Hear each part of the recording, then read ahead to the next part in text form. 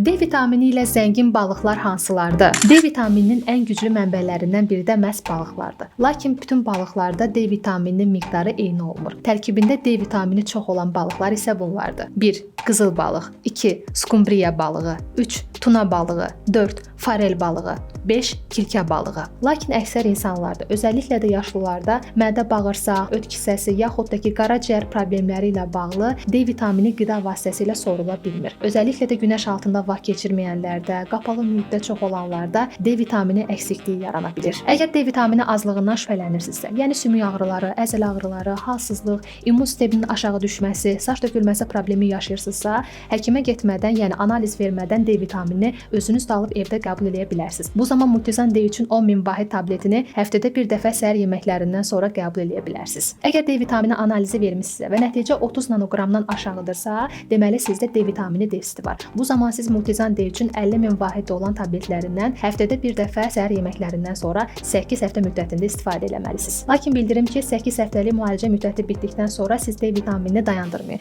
Çünki qanınızda D vitamini kəskin şəkildə aşağı düşə bilər. Bu zaman isə siz Multizan D üçün 10.000 vahid olan tabletlərinə keçə bilərsiniz. Bu tabletləri də həftədə bir dəfə səhər yeməklərindən sonra qəbul edə bilərsiniz. İngiltərə istehsalı olan Multizan D3 vitaminlərini həkim və əczaçıların tövsiyəsi ilə bütün apteklərdən əldə edə bilərsiniz.